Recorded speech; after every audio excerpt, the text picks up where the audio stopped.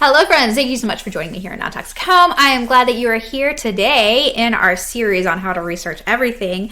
We're going to talk about astroturfing.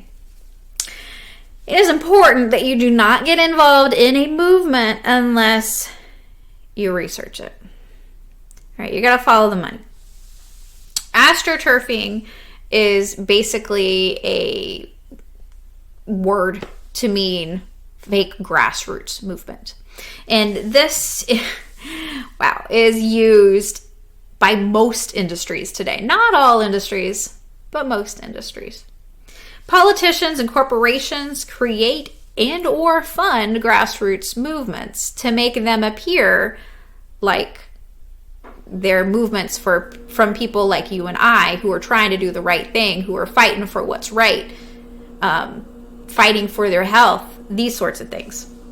They create the illusion of widespread support. They capitalize on the human natural instinct to go with the herd. All right, so just because something is popular doesn't mean it's right. It doesn't mean it's accurate or truthful or the right thing to do. Just because something is popular, that's irrelevant. The popularity of an opinion is never indicative of accuracy. I've been stating this fact for many years. Often, astroturfed movements have names that sound good. All right, so for example, now this name doesn't actually sound good, but in the 1990s, there was the National Smokers Alliance. Tobacco has astroturfed, big tobacco has astroturfed so much over recent decades. It's truly incredible. Now, this National Smokers Alliance was, of course, for smokers' rights. And smokers got right on board. Sign me up, Scotty. Yeah. I got the right to smoke wherever I want, whenever I want, and poison people however I want and kill them off. Because literally that is what happens when people smoke. I love you if you're a smoker. Please stop. Because you're not just killing yourself, you're killing other people. Secondhand, third-hand, and even fourth-hand smoke are huge issues, which I can't even get into in this. But the National Smokers Alliance sounds like an alliance of smokers, right? It doesn't sound like it's something from a corporation. It doesn't sound like it's something from Philip Morris, except it was.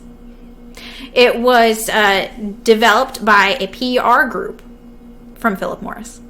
Philip Morris, of course, is big tobacco. So you got the industry, the corporation that is selling this toxic crap, pretending to be part of, to establish and have a movement in support of their own product. Whew, all right, so another problem or another instance of astroturfing is in a lot of so-called fact-checking blogs. Now, one of the easy ways to identify a fact-checking blog is if they have science in their followthescience.com or something like that, which is probably actually a website. I don't know. But I just made that up off the top of my head. So typically if they have science, they are generally astroturfed. Follow the money. Almost all so-called fact-checking blogs are funded by corporations, are funded by the industry. It doesn't matter if it's a so-called mom and pop, just a couple people lurking for the truth. They're full of propaganda. Goodness gracious. All right. Another instance of astroturfing is Monsanto. And Monsanto, of course, created Roundup. And I think we all know the Roundup is toxic. All right. I don't think that's a question these days. But there are many astroturf movements. I would argue, at least in every state in the United States, I don't know about elsewhere in the world, where invasive species are the target of this movement. And so they'll have different names, like Hoosiers for a natural state, or Hoosiers for natural plants, or things like that. And so it sounds good. It sounds, oh yeah, natural. Yeah, I want natural. Natural's good. So this must be a good movement to get involved in. And what happens is that this so-called grassroots movement, which is actually established and funded by the corporation Monsanto, they will use Roundup. They will go around whatever county or counties they're working in and spray Roundup everywhere. And so then these people who think they're doing the right thing because they're spraying invasive species, they then will take that experience, take that so-called knowledge of invasive species, and they will incorporate it into their lives. They'll make it part of their being, part of who they are as a person. They'll use glyphosate on so-called invasive species in their families. They'll encourage their friends to do it. They'll, if they're working in if they are landscapers, then they will use it more in landscaping, and they will identify these so-called invasive species as the enemy to be poisoned. So here's the thing about invasive species. At what point is a species considered invasive? How long does it have to be here before it's no longer considered invasive? Why isn't it just considered an opportunistic species? So you've got species that are here that have traveled, for example, to our area 100 years ago. 100 years ago, it was an invasive species 100 years ago, but it's not an invasive species now? Why not? Because it's just as opportunistic today as it was 100 years ago. What's the difference? So these people don't define this term properly, as in my video on going back to the basics. Got to go back to the basics. What's the basic definition? Oh, goodness. So that's just one example. Astroturfers love censorship. It's their favorite thing ever. They love their junk science. And here's the thing. AstroTurf operations will label actual scientific data as junk science. Ain't that something? Ironically, they will label any opposition or any opposing theories as conspiracy theories, and as any competing evidence as junk science. AstroTurfed nonprofits conduct and publish flawed surveys and so-called research as well. Surveys are so often terribly flawed. When I was in college, I designed a survey for my residence hall because there's one wing, there were 4 wings, and one wing was smoking. And my intention was to ban smoking inside the building because it did get into other areas of the building that were non-smoking. And I was ultimately successful. But I very carefully designed a survey of the residents to ascertain whether the residents wanted the entire building to be non-smoking or not. And of course today that seems like, well, duh, of course. But at that time, a lot of buildings, people still smoked in them. So we live in a different world today than we did 20 years ago. But ironically, I don't know if more people smoke today or not, but it certainly seems the case in my area anyways. But these surveys are, when the questions are asked in a certain manner, then you get a certain result. And so I was very careful to analyze my phrasing in how I posed the question. And so if you want a desired answer, just as with a study, it's easy to pose a question like, well, this is a fact. Don't you agree? Don't you agree?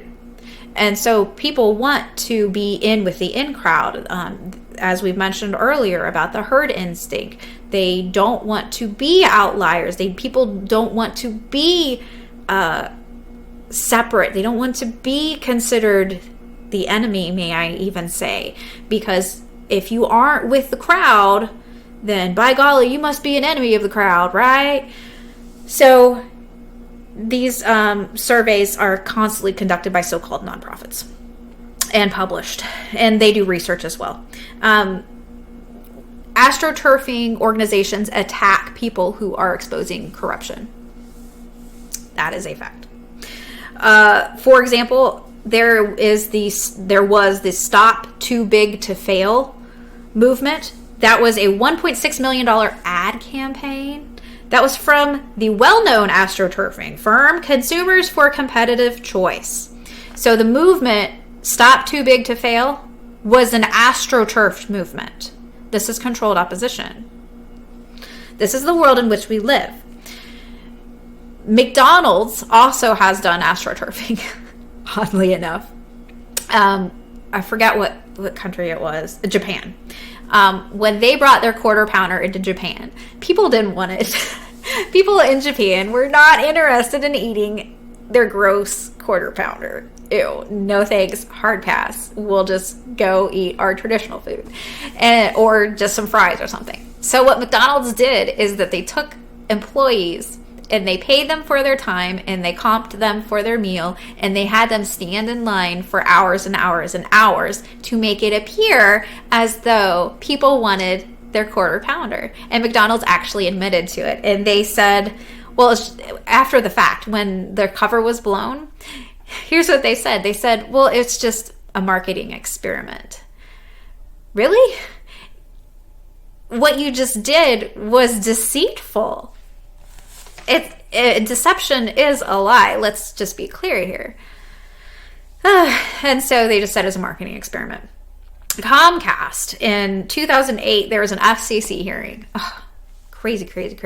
The FCC was investigating Comcast, and I don't remember what they were investigating them for, but they're a huge multinational corporation, and we had terrible experience with Comcast. But anyways, they hired people to come in and fill the seats in the FCC hearing.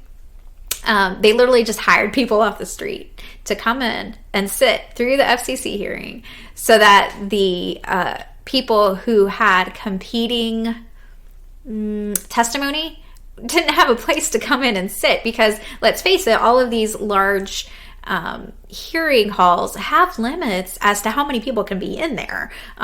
They have to meet fire code. You don't want the fire chief coming and shutting you down. And so they filled the seats so that the opposition didn't have a place to sit or stand, because there's only so much standing room permitted. And so these people were hired to applaud for the Comcast vice president's speech. When he spoke, then they applauded and they were like, yeah. And then when there were a few opposing speeches that somehow snuck in through the huge crowd of support for Comcast, these people who were hired to sit in the seats, they would sleep through the speeches or just grumble or look bored or whatever. And so Comcast did it. Comcast did AstroTurfing. Another AstroTurf blog, Working Families for Walmart. Makes you feel good, doesn't it? Working families. So that's people like you and me. We support Walmart. All right. So that blog, that wouldn't be by Walmart, would it? No. These are real working families. These are hard working people. Yeah. That's who that is. No. Nope. Well, it sounds like it. Sounds like it's all working families who support Walmart. But the blog posts, they are written by Walmart's PR firm. And Walmart pays for the website. AstroTurfing again. In the United States, AstroTurfing is so common in politics. It's on both sides, every side. It's everywhere. It's all the time. This is especially common in gun-related groups, in my observation. On both sides, of course. You got to control both sides. I mean, you don't want one side actually speaking something truthful, do you? We wouldn't want that. No. Protests today are almost always AstroTurfed. Follow the money, my dear. Do not get involved in a protest unless you have researched it to smithereens.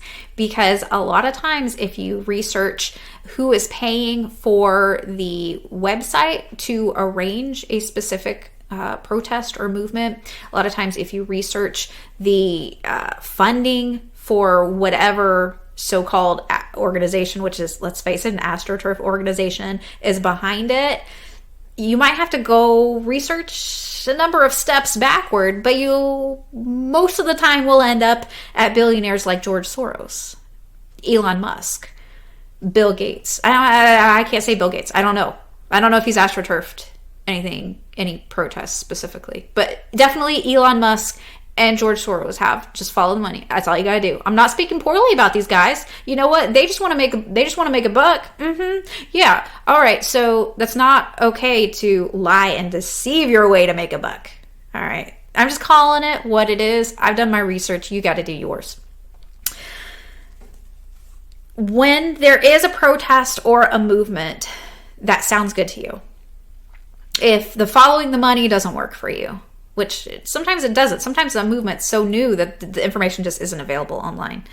You got to ask, how can this hurt the tiny guy? How can this hurt someone like you and me?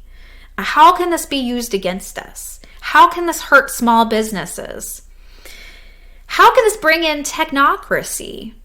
Because, quite frankly, we are moving into a world in which humans are more and more irrelevant. And technology is just going to run everything. And technocracy, of course, is a rule by the scientific elite. There's no elections. There's no public officials. It's just the scientific elite who say this is where society is going. And then the robots take it from there. And when I say robots, I mean literal robots. I'm not talking about people. I'm not talking about robotic people. I'm talking about actual robots. The computers take it from there. And so if you look at the logos as well, oftentimes there are occultic symbols such as a 666 in the logo. I mean, hello. There you go right there. Other symbols, following the money. Is it supported by billionaires? If there's a billionaire in support of a cause, then you know it is not for your good, my friend. If there are any billionaires behind a cause saying it's good, you can bet your bottom dollar that it is not good. It's not going to be used for your good. Here's another example of astroturfing, one in which we are always getting emails about: paid online reviews. Now, one of the things about being online and having a website is that you get companies and corporations and scammers and such contacting you, trying to get you to buy their services. Or we get a lot of, hey, let's partner, we'll pay for a sponsored post for our product that we call non-toxic, but is actually toxic. And so we don't do sponsored posts, of course. And as you know, if you know us, there are most things we recommend against. Most products on the market today, we recommend against it. And so we don't do the sponsored post stuff. We don't engage in a lot of affiliate relationships because most companies are representing products as safe that are categorically unsafe. And the paid online reviews, there are services that do that for Amazon. Amazon's been trying to crack down on it in recent years. Good job, Amazon, for at least trying. But there are companies that contact us regularly saying, hey, we can make it look like you're this huge company with tons of reviews, and we'll give you 5 stars for all the reviews and all these things. And then they do it.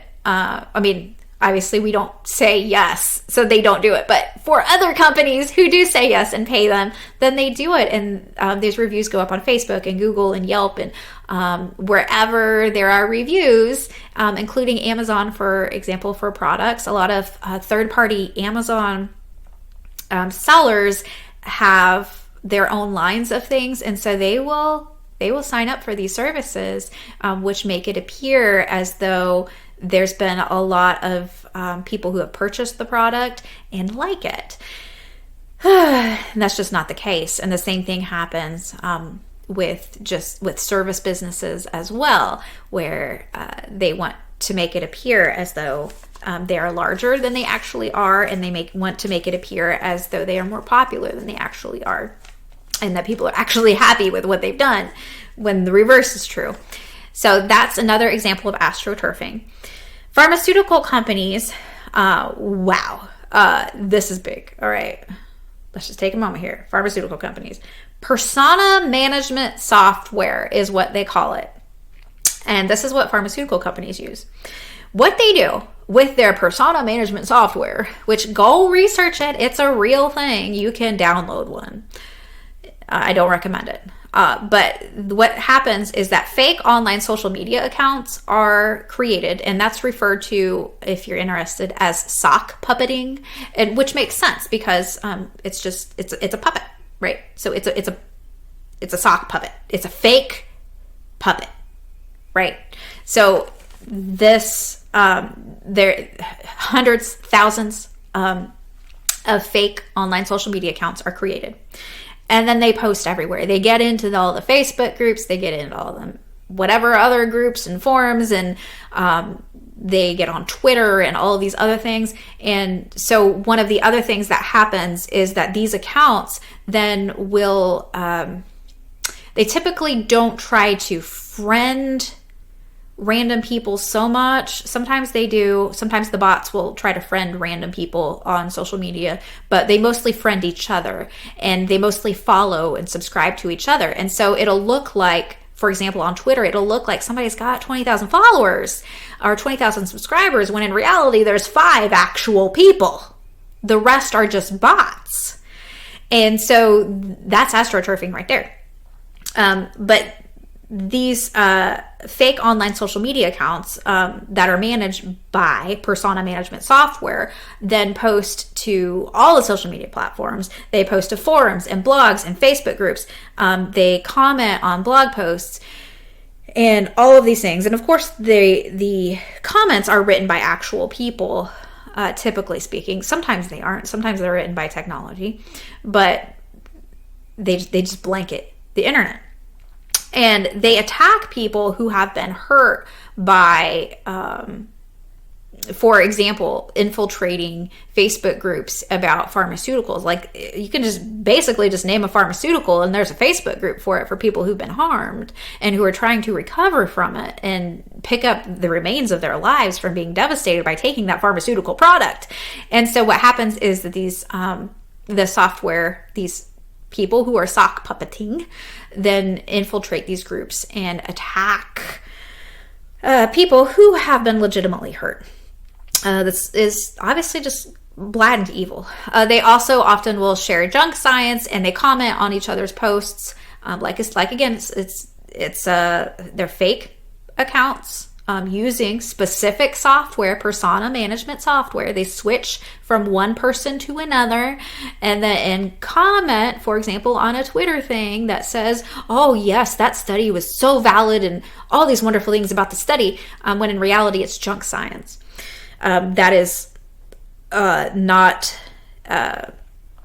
solidly conducted. It's from the corporations.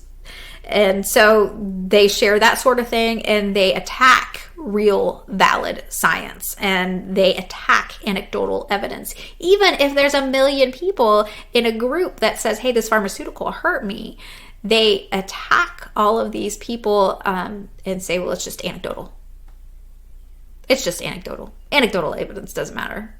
All that matters is empirical evidence, which couldn't be farther from the truth.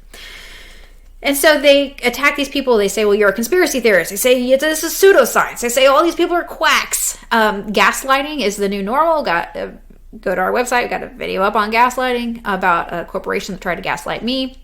I think it was last year that happened.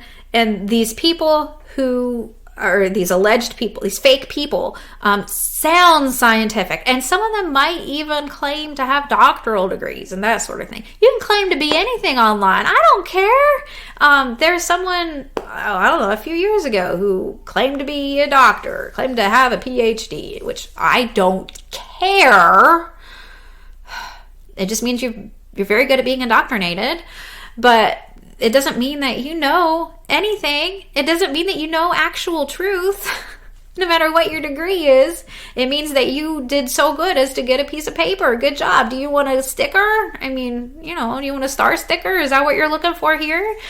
So these people, there was someone that I interacted with in a Facebook group years ago, and said, well, that I was all wrong, like about non-native EMFs. And I said, well, no, here's like all the evidence. Like, here's a whole bunch of evidence. Like, here's a whole bunch of meta-analyses. Here's wireless silent spraying, which is a free download online. Just go to Google or any search engines, type in wireless silent spraying. It's a very good read. Very informative, very well sourced and cited. And so I said, well, here's all of these things. And they found one meta-analysis from the industry using junk science and said, you're wrong. I'm the one with a PhD. And they never even asked me about my educational level. They just assumed that their educational level was superior to mine. You can't do that. You can't just assume people assume people's educational levels. And also, like I said, it really doesn't matter, because most of what I learned in school I had to unlearn, and everything I learned in the church I had to unlearn too. So it doesn't matter. I don't care. It's irrelevant. The level of academic prowess is not indicative of intelligence. Quite frankly, besides the research aspect of my time in academia, I would have preferred to have learned everything myself rather than get diplomas and degrees and academic accolades and be in national honor societies and psychi and all of these other, Dean's List and all of these other wonderful things. Because then I would have been able to actually research the truth rather than being told this is the truth from someone who was told by a corporation that this is the truth and then having to regurgitate it. So astroturfing is big business. It's huge business, and it's legal. There are a few instances where it's kind of a gray area as far as legality goes. And of course, we're talking about multinational corporations in a lot of cases here. So they have great power. They got lots of Benjamins, and so they can pretty much do whatever they want and get away with it. And as we've seen in so many judicial hearings where companies and corporations and industries are accused in open court as operating like the mafia, yet they continue to keep doing it and they continue to stay in business, that's because that's how the system is set up. If you don't believe me, go read some court filings. Go read some Supreme Court hearings. Go read some hearings from Australia and the United Kingdom and Germany, where so many multinational corporations are accused of acting like the mafia. But these are the companies and corporations that we place our trust in. We place our trust that they are producing products that are safe and non-toxic, but they're really killing us. And making it so that we can't stink and think. So all the industries that I have examined do use astroturfing. I'm sure there are some exceptions, but I can't think of any. But I'm sure that there are. There may be one in social work, social work may be an exception. I don't know, maybe translation, whatever industry that would be referred to as. There may be some smaller overarching industries that don't engage in astroturfing, but they still lie and they're still deceptive, and they still encourage typically people who work in the field to engage in nefarious practices. And yes, I'm speaking from experience. So astroturfing today is public relations. Public relations today is astroturfing. You can't really have one without the other today, realistically speaking. Governments use it as well. They do it all the time. Of course they do. And it's illegal here in the United States. Some states have developed advertising regarding advertising. Some states have developed legislation regarding false advertising or deceptive business practices, but it's been very difficult for the district attorneys, for the various attorneys who are trying to fight this corruption to really get anywhere with it, in spite of those laws. And those laws typically aren't actually applicable to astroturfing, but rather they are only applicable to what's on the bottle or what is said in an ad, rather than a separate organization that is funded by the pharmaceutical company to make it look as though their product is very popular or very safe or whatever. So I hope this has been beneficial for you as far as your understanding of what astroturfing is and how to spot it today, and so that you aren't susceptible to such deceptive practices that should not be acceptable, but they are acceptable by industry today and by government officials, because that's the world that we live in.